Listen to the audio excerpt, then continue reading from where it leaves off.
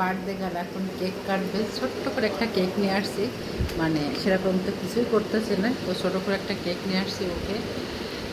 কেকটা কাটবে সে, কারণ আজকে পয়লা বৈশাখ ওর বার্থডে। আর সারাদিন অনেক মন খারাপ করেছিল, মনে করতেছিলাম কি কেউ কিছু করতেছে না, তো ওই জন্যই আর কি। এই যে সবাই আছে, ছোট্ট করে একটা কেক কাটবে। অনেক সুন্দর, কোনো কিছু না, কেকটা দেখাই। আল্লাহ, আরে অন্ধকার কেন? এই যে সুন্দর করে একটা, এই দেখা দেখা, এটা দেখা, ওই এটা ওই লাইটটা দে। এই যে